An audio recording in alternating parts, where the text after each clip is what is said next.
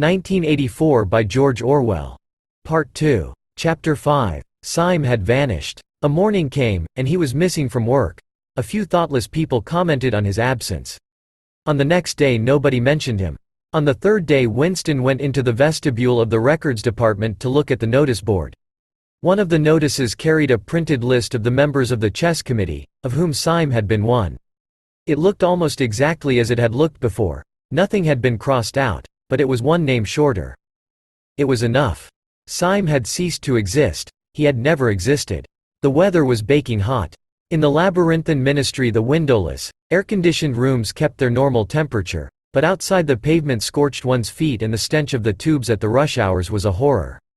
The preparations for Hate Week were in full swing, and the staffs of all the ministries were working overtime.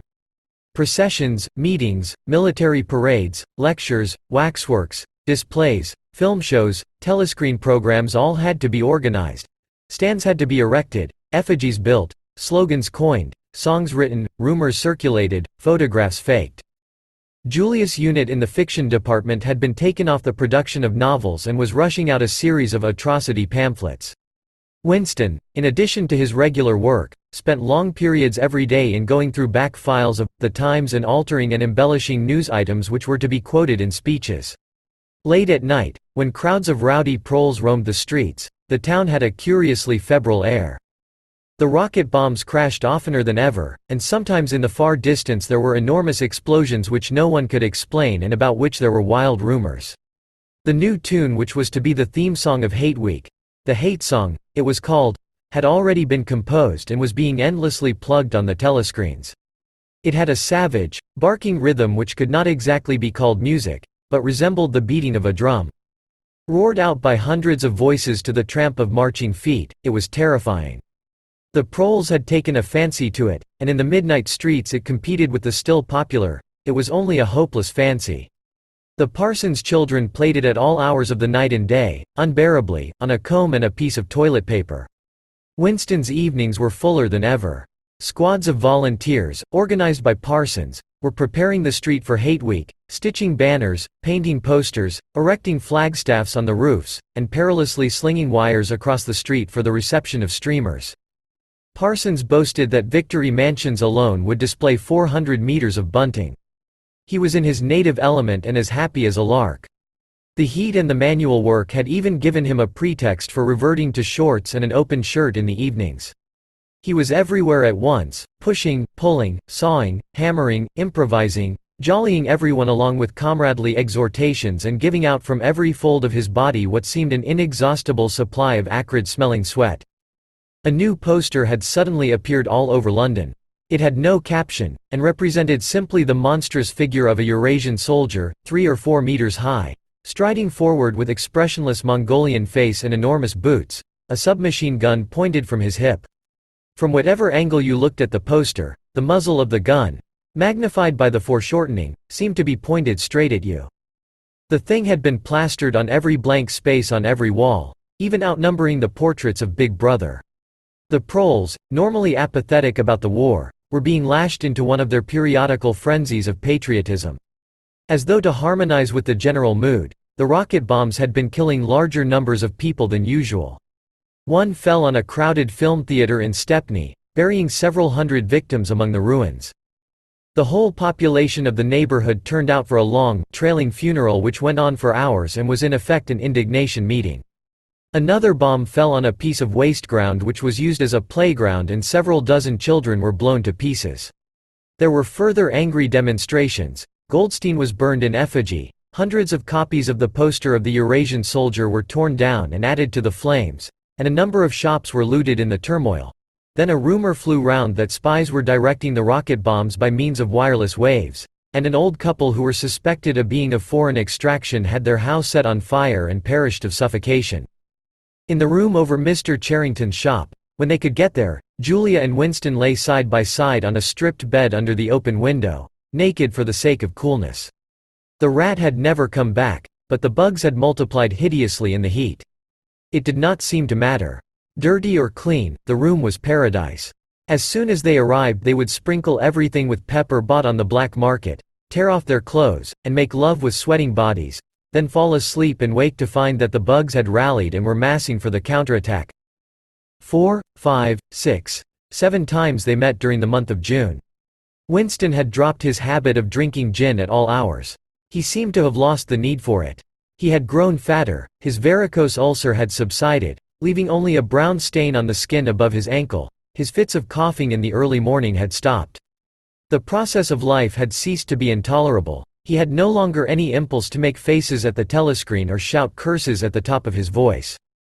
Now that they had a secure hiding place, almost a home, it did not even seem a hardship that they could only meet infrequently and for a couple of hours at a time. What mattered was that the room over the junk shop should exist.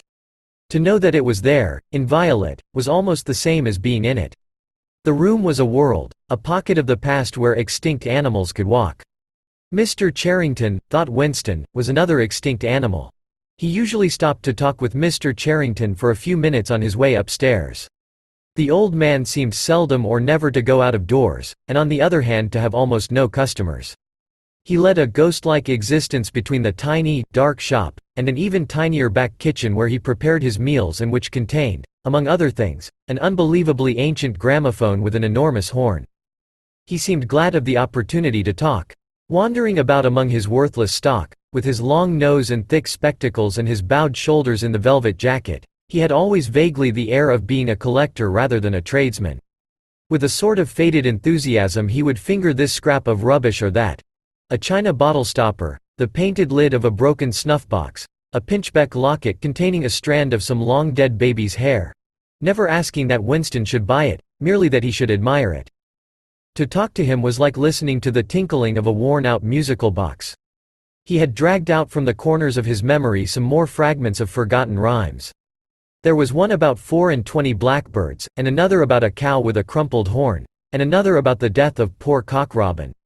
"It just occurred to me you might be interested," he would say with a deprecating little laugh whenever he produced a new fragment.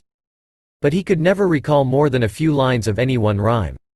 Both of them knew, in a way, it was never out of their minds that what was now happening could not last long. There were times when the fact of impending death seemed as palpable as the bed they lay on, and they would cling together with a sort of despairing sensuality, like a damned soul grasping at his last morsel of pleasure when the clock is within 5 minutes of striking. But there were also times when they had the illusion not only of safety but of permanence. So long as they were actually in this room, they both felt, no harm could come to them. Getting there was difficult and dangerous, but the room itself was sanctuary. It was as when Winston had gazed into the heart of the paperweight, with the feeling that it would be possible to get inside that glassy world, and that once inside it time could be arrested. Often they gave themselves up to daydreams of escape. Their luck would hold indefinitely, and they would carry on their intrigue, just like this, for the remainder of their natural lives. Or Catherine would die, and by subtle maneuverings Winston and Julia would succeed in getting married. Or they would commit suicide together. Or they would disappear, alter themselves out of recognition, learn to speak with proletarian accents, get jobs in a factory and live out their lives undetected in a back street. It was all nonsense, as they both knew. In reality there was no escape. Even the one plan that was practicable, suicide, they had no intention of carrying out. To hang on from day to day and from week to week, spinning out a present that had no future, seemed an unconquerable instinct, just as one's lungs will always draw the next breath so long as there is air available. Sometimes, too, they talked of engaging in active rebellion against the party, but with no notion of how to take the first step. Even if the fabulous brotherhood was a reality, there still remained the difficulty of finding one's way into it. He told her of the strange intimacy that existed, or seemed to exist, between himself and O'Brien, and of the impulse he sometimes felt, simply to walk into O'Brien's presence, announce that he was the enemy of the party, and demand his help. Curiously enough, this did not strike her as an impossibly rash thing to do. She was used to judging people by their faces, and it seemed natural to her that Winston should believe O'Brien to be trustworthy on the strength of a single flash of the eyes. Moreover, she took it for granted that everyone, or nearly everyone, secretly hated the party and would break the rules if he thought it safe to do so. But she refused to believe that widespread, organized opposition existed or could exist. The tales about Goldstein and his underground army, she said, were simply a lot of rubbish which the party had invented for its own purposes and which you had to pretend to believe in. Times beyond number, at party rallies and spontaneous demonstrations, she had shouted at the top of her voice for the execution of people whose names she had never heard and in whose supposed crimes she had not the faintest belief. When public trials were happening, she had taken her place in the detachments from the Youth League who surrounded the courts from morning to night, chanting at intervals, "Death to the traitors." During the 2 minutes hate, she always excelled all others in shouting insults at Goldstein. Yet she had only the dimmest idea of who Goldstein was and what doctrines he was supposed to represent. She had grown up since the Revolution and was too young to remember the ideological battles of the 50s and 60s. Such a thing as an independent political movement was outside her imagination, and in any case the party was invincible. It would always exist, and it would always be the same. You could only rebel against it by secret disobedience or, at most, by isolated acts of violence such as killing somebody or blowing something up. In some ways she was far more acute than Winston, and far less susceptible to party propaganda. Once when he happened in some connection to mention the war against Eurasia, she startled him by saying casually that in her opinion the war was not happening. The rocket bombs which fell daily on London were probably fired by the government of Oceania itself, just to keep people frightened. This was an idea that had literally never occurred to him. She also stirred a sort of envy in him by telling him that during the 2 minutes hate her great difficulty was to avoid bursting out laughing. But she only questioned the teachings of the party when they in some way touched upon her own life. Often she was ready to accept the official mythology, simply because the difference between truth and falsehood did not seem important to her. She believed, for instance, having learned it at school, that the party had invented aeroplanes. In his own schooldays, Winston remembered, in the late 50s, it was only the helicopter that the party claimed to have invented. A dozen years later, when Julia was at school, it was already claiming the aeroplane. One generation more, and it would be claiming the steam engine. And when he told her that aeroplanes had been in existence before he was born and long before the Revolution, the fact struck her as totally uninteresting. After all, what did it matter who had invented aeroplanes? It was rather more of a shock to him when he discovered from some chance remark that she did not remember that Oceania, 4 years ago, had been at war with Eastasia and at peace with Eurasia. It was true that she regarded the whole war as a sham. But apparently she had not even noticed that the name of the enemy had changed. "I thought we'd always been at war with Eurasia," she said vaguely. It frightened him a little. The invention of aeroplanes dated from long before her birth, but the switchover in the war had happened only 4 years ago, well after she was grown up. He argued with her about it for perhaps a quarter of an hour. In the end he succeeded in forcing her memory back until she did dimly recall that at one time Eastasia and not Eurasia had been the enemy. But the issue still struck her as unimportant. "Who cares?" she said impatiently. "It's always one bloody war after another, and one knows the news is all lies anyway."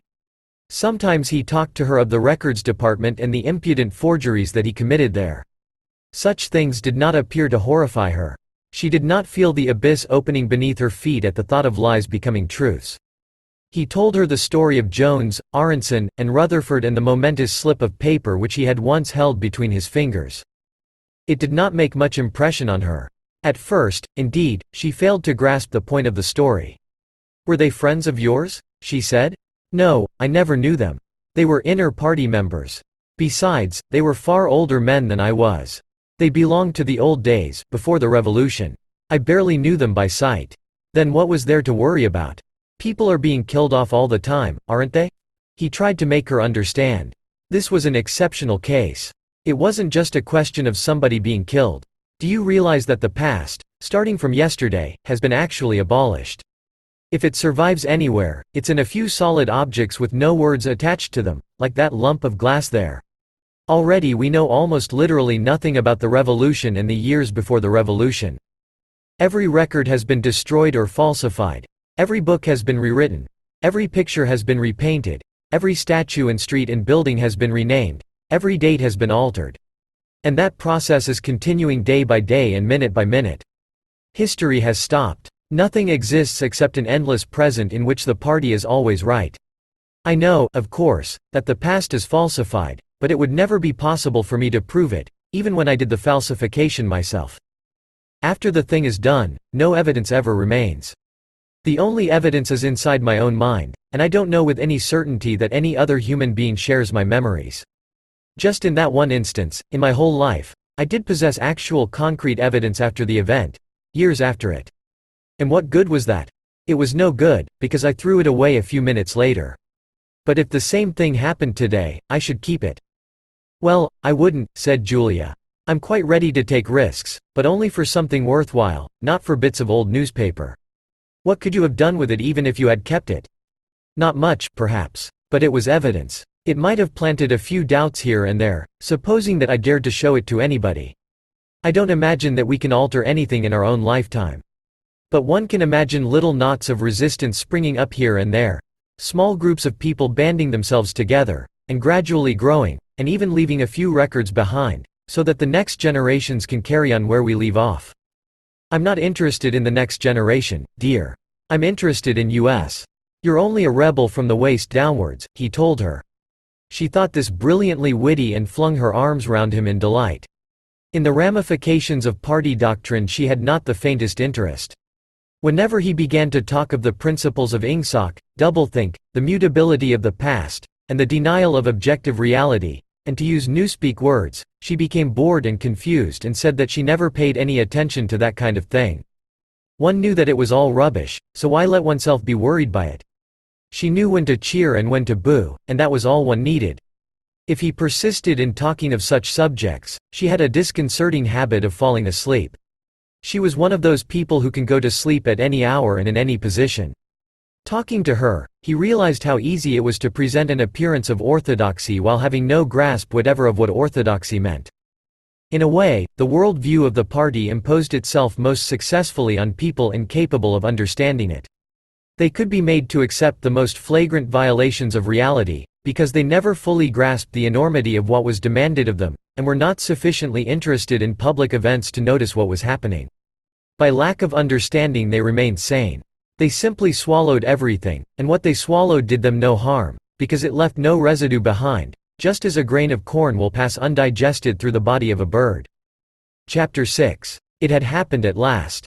The expected message had come.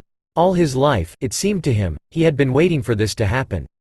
He was walking down the long corridor at the ministry and he was almost at the spot where Julia had slipped the note into his hand when he became aware that someone larger than himself was walking just behind him. The person, whoever it was, gave a small cough, evidently as a prelude to speaking. Winston stopped abruptly and turned. It was O'Brien. At last they were face to face, and it seemed that his only impulse was to run away. His heart bounded violently. He would have been incapable of speaking. O'Brien, however, had continued forward in the same movement, laying a friendly hand for a moment on Winston's arm, so that the two of them were walking side by side. He began speaking with the peculiar grave courtesy that differentiated him from the majority of inner party members. I had been hoping for an opportunity of talking to you, he said. I was reading one of your Newspeak articles in The Times the other day. You take a scholarly interest in Newspeak, I believe? Winston had recovered part of his self-possession. Hardly scholarly, he said. I'm only an amateur. It's not my subject. I have never had anything to do with the actual construction of the language. But you write it very elegantly, said O'Brien. That is not only my own opinion. I was talking recently to a friend of yours who is certainly an expert. His name has slipped my memory for the moment. Again Winston's heart stirred painfully. It was inconceivable that this was anything other than a reference to Syme. But Syme was not only dead, he was abolished, and unperson. Any identifiable reference to him would have been mortally dangerous. O'Brien's remark must obviously have been intended as a signal, a code word. By sharing a small act of thought crime he had turned the two of them into accomplices. They had continued to stroll slowly down the corridor, but now O'Brien halted. With the curious, disarming friendliness that he always managed to put into the gesture he resettled his spectacles on his nose. Then he went on. What I had really intended to say was that in your article one noticed you had used two words which have become obsolete. But they have only become so very recently. Have you seen the 10th edition of the Newspeak dictionary? No, said Winston. I didn't think it had been issued yet. We are still using the 9th in the records department. The 10th edition is not due to appear for some months, I believe. But a few advance copies have been circulated. I have one myself. It might interest you to look at it, perhaps? Very much so, said Winston, immediately seeing where this tended. Some of the new developments are most ingenious. The reduction in the number of verbs. That is the point that will appeal to you, I think. Let me see, shall I send a messenger to you with the dictionary? But I am afraid I invariably forget anything of that kind. Perhaps you could pick it up at my flat at some time that suited you. Wait, let me give you my address. They were standing in front of a telescreen. Somewhat absent-mindedly O'Brien felt two of his pockets and then produced a small leather-covered notebook and a gold ink pencil. Immediately beneath the telescreen, in such a position that anyone who was watching at the other end of the instrument could read what he was writing, he scribbled an address, tore out the page and handed it to Winston. I am usually at home in the evenings, he said. If not, my servant will give you the dictionary. He was gone, leaving Winston holding the scrap of paper, which this time there was no need to conceal. Nevertheless, he carefully memorized what was written on it, and some hours later dropped it into the memory hole along with a mass of other papers. They had been talking to one another for a couple of minutes at the most. There was only one meaning that the episode could possibly have. It had been contrived as a way of letting Winston know O'Brien's address. This was necessary, because except by direct enquiry it was never possible to discover where anyone lived. There were no directories of any kind. If you ever want to see me, this is where I can be found, was what O'Brien had been saying to him. Perhaps there would even be a message concealed somewhere in the dictionary. But at any rate, one thing was certain. The conspiracy that he had dreamed of did exist, and he had reached the outer edges of it. He knew that sooner or later he would obey O'Brien's summons. Perhaps tomorrow, perhaps after a long delay, he was not certain. What was happening was only the working out of a process that had started years ago. The first step had been a secret, involuntary thought, the second had been the opening of the diary. He had moved from thoughts to words, and now from words to actions. The last step was something that would happen in the ministry of love. He had accepted it. The end was contained in the beginning. But it was frightening. Or, more exactly, it was like a foretaste of death, like being a little less alive.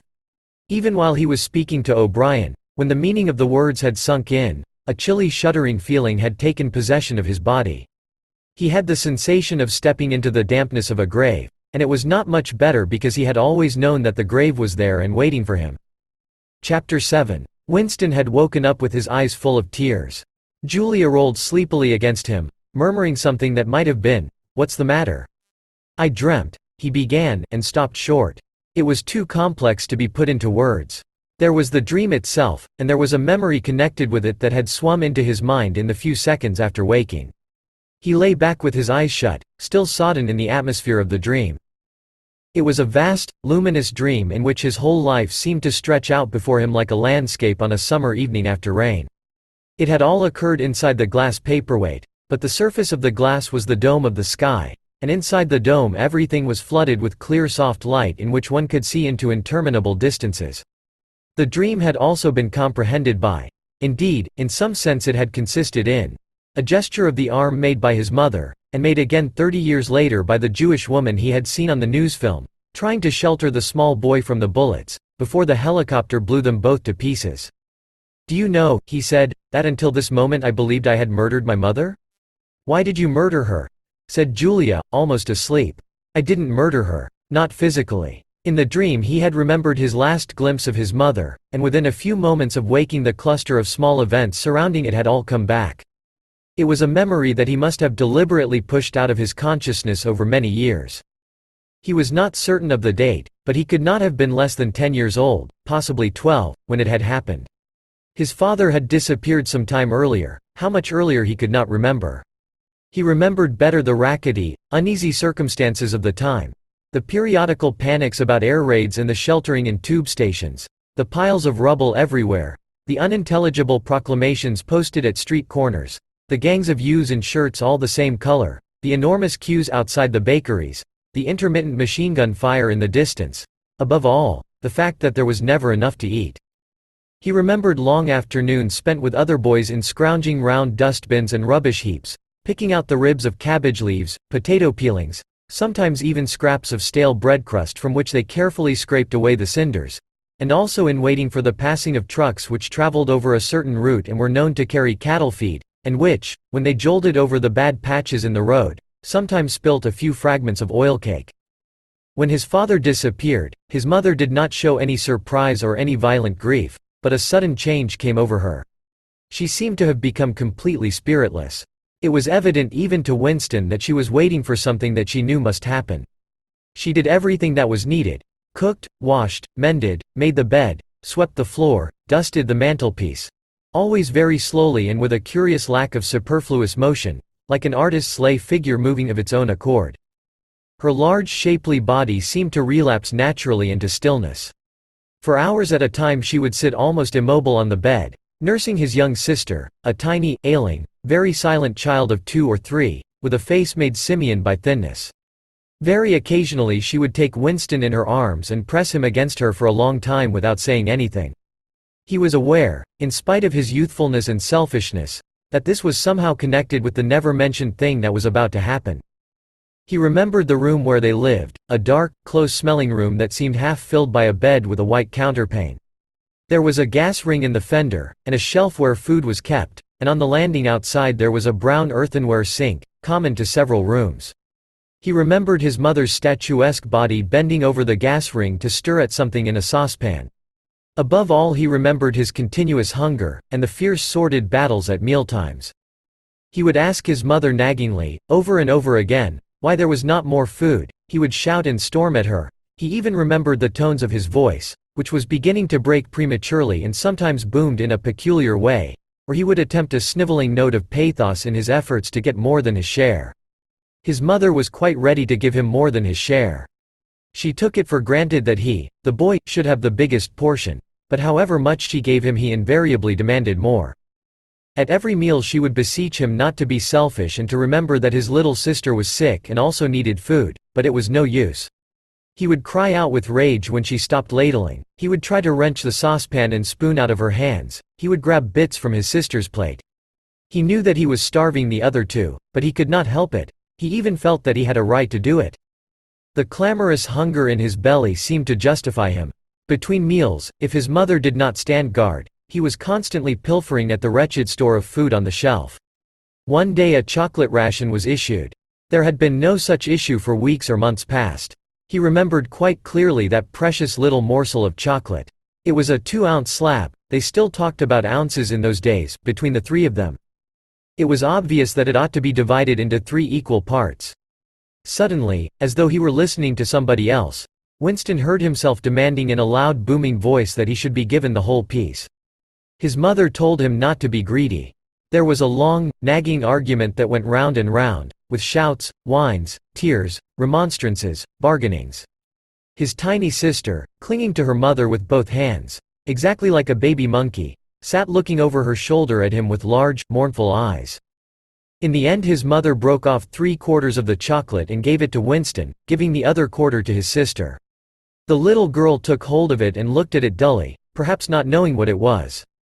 Winston stood watching her for a moment.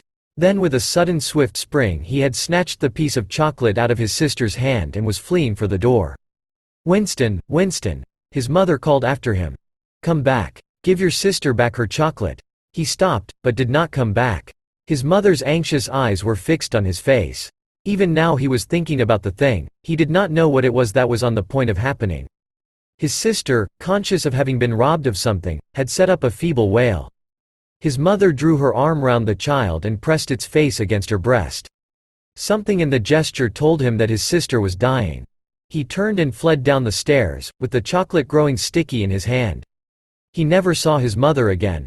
After he had devoured the chocolate he felt somewhat ashamed of himself and hung about in the streets for several hours, until hunger drove him home.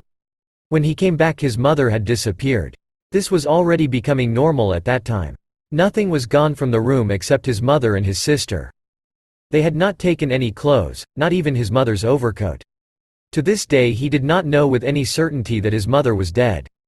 It was perfectly possible that she had merely been sent to a forced labor camp. As for his sister, she might have been removed, like Winston himself, to one of the colonies for homeless children, reclamation centers, they were called, which had grown up as a result of the Civil War, or she might have been sent to the labor camp along with his mother, or simply left somewhere or other to die. The dream was still vivid in his mind, especially the enveloping protecting gesture of the arm in which its whole meaning seemed to be contained. His mind went back to another dream of 2 months ago. Exactly as his mother had sat on the dingy white quilted bed, with the child clinging to her, so she had sat in the sunken ship, far underneath him, and drowning deeper every minute, but still looking up at him through the darkening water. He told Julia the story of his mother's disappearance. Without opening her eyes, she rolled over and settled herself into a more comfortable position. "I expect you were a beastly little swine in those days," she said indistinctly. "All children are swine." "Yes. But the real point of the story." From her breathing it was evident that she was going off to sleep again. He would have liked to continue talking about his mother. He did not suppose, from what he could remember of her, that she had been an unusual woman, still less an intelligent one. And yet she had possessed a kind of nobility, a kind of purity, simply because the standards that she obeyed were private ones. Her feelings were her own, and could not be altered from outside. It would not have occurred to her that an action which is ineffectual thereby becomes meaningless. If you loved someone, you loved him, and when you had nothing else to give, you still gave him love. When the last of the chocolate was gone, his mother had clasped the child in her arms. It was no use, it changed nothing, it did not produce more chocolate, it did not avert the child's death or her own, but it seemed natural to her to do it. The refugee woman in the boat had also covered the little boy with her arm, which was no more use against the bullets than a sheet of paper. The terrible thing that the party had done was to persuade you that mere impulses, mere feelings, were of no account, while at the same time robbing you of all power over the material world. When once you were in the grip of the party, what you felt or did not feel, what you did or refrained from doing, made literally no difference. Whatever happened, you vanished, and neither you nor your actions were ever heard of again.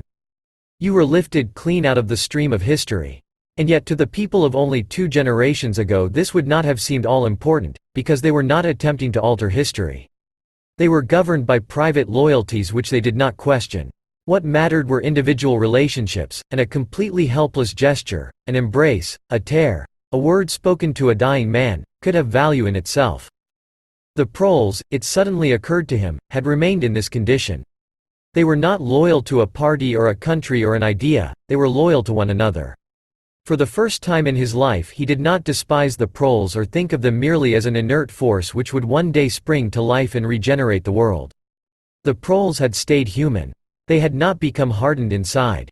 They had held on to the primitive emotions which he himself had to relearn by conscious effort. And in thinking this he remembered, without apparent relevance, how a few weeks ago he had seen a severed hand lying on the pavement and had kicked it into the gutter as though it had been a cabbage stalk. "The proles are human beings," he said aloud. "We are not human." "Why not?" said Julia, who had woken up again. He thought for a little while. "Has it ever occurred to you," he said, "that the best thing for us to do would be simply to walk out of here before it's too late, and never see each other again?" "Yes, dear, it has occurred to me, several times. But I'm not going to do it, all the same. We've been lucky," he said, "but it can't last much longer. You're young. You look normal and innocent. If you keep clear of people like me, you might stay alive for another 50 years. No. I've thought it all out. What you do, I'm going to do. And don't be too downhearted. I'm rather good at staying alive. We may be together for another 6 months, a year, there's no knowing. At the end we're certain to be apart. Do you realize how utterly alone we shall be? When once they get hold of us there will be nothing, literally nothing, that either of us can do for the other.